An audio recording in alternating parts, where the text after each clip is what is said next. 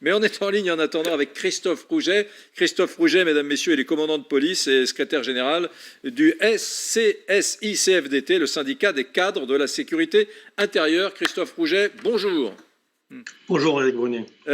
Donc c'est le syndicat, c'est quoi les cadres? C'est les commissaires de police, les commandants de police? Les officiers de police et les commissaires de police de la police nationale. Bon, d'abord, écoutez, franchement, votre sentiment de flic, là, oublions le discours syndical. Oublions, s'il vous plaît, quelques instants le discours syndical sur l'insécurité en France.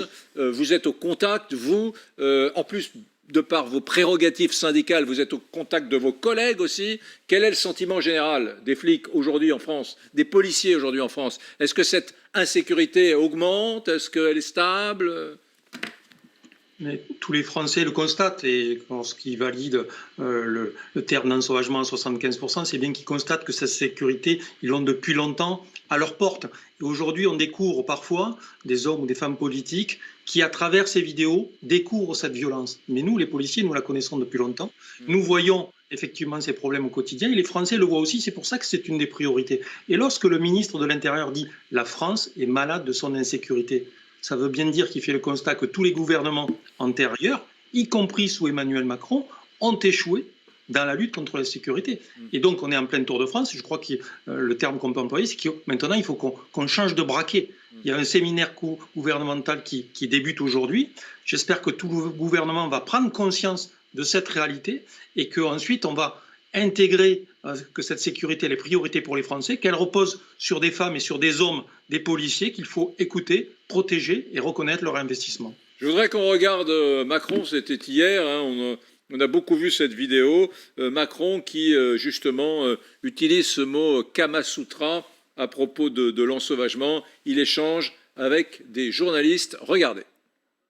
Il y a eu des sondages, des commentaires, vous avez fait le Kamasutra de l'ensauvagement depuis 15 jours tous ensemble. Donc je vous laisse à votre Kamasutra. Ce qui m'importe, c'est le réel. Ce qui touche nos concitoyens, ce ne sont pas les mots, c'est la réalité. Donc moi, ce qui m'importe, ce sont les actes.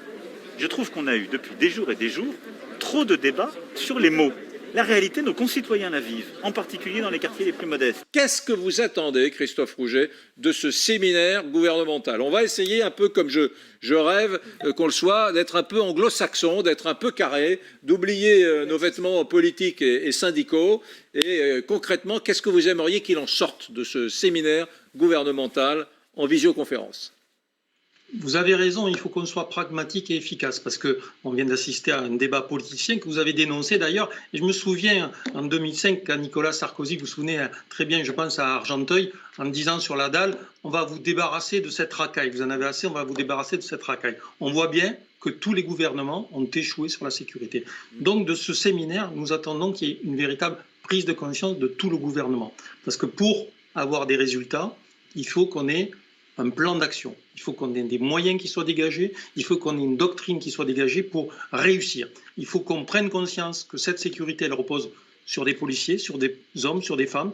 Il faut changer leur quotidien, simplifier la procédure pénale, simplifier leur quotidien pour, comme le dit le ministre, mettre du bleu sur le terrain, parce que nous n'avons plus de bleu sur le terrain, parce que pendant des années, on a alourdi la procédure pénale. Donc il faut simplifier leur quotidien, il faut être inventif, et il faut moderniser ce ministère de l'Intérieur qui n'arrive pas à se moderniser, parce qu'on a eu 10 ministres en 10 ans qui ne font que passer. Gérald Darmanin n'a que 600 jours pour réformer ce ministère. Donc nous attendons maintenant qu'il y ait des réponses rapides pour lutter contre ce qui embête le quotidien des Français, c'est-à-dire les mortiers, c'est-à-dire le protoxyde d'azote, c'est-à-dire tous ces refus d'obtempérer qui créent des blessés chez les policiers et chez les gendarmes. Donc nous attendons des réponses concrètes. Un refus, Christophe Rouget, un refus d'obtempérer désormais toutes les 30 minutes. Voilà, il y a en France... Oui, toutes les 30 minutes, un citoyen français qui refuse de s'arrêter quand la police lui demande... C'est assez dit. Merci beaucoup, Christophe Rouget. Très bien. Émilie Zapalski voudrait rebondir. En fait, j'avais une question parce qu'on parle du quotidien des Français, mais il y a aussi le quotidien des policiers. La seule action pour l'instant qui se dessine, c'est le suivi des chiffres mensuels de la délinquance. Est-ce que pour les policiers, ça risque de faire une charge supplémentaire qui est administrative et les empêcher d'être sur les terrains? Est-ce que c'est quelque chose qui peut être efficace pour traiter ce sujet-là? Parce que ça semble plutôt un objectif de communication plutôt qu'un objectif réel d'action pragmatique, comme on disait. Christophe Rouget. Je crois qu'il faut être transparent avec les Français, c'est-à-dire qu'il ne faut pas donner quelques chiffres, mais tous les chiffres. Les Français, ils ont droit à la transparence parce qu'ils la vivent au quotidien, cette insécurité. Mais attention, il ne faut pas qu'on revienne à ce qu'on a connu, c'est-à-dire la politique du chiffre qui s'est développée sous Nicolas Sarkozy, où on a eu un reporting permanent, c'est-à-dire des statistiques, et donc les policiers passent leur temps à faire des statistiques plutôt qu'à être sur le terrain, où on a mis du coup en place, il y avait une pression phénoménale sur les préfets, sur les chefs de service, on a trafiqué les chiffres, on a ensuite mis en place un management déshumanisé.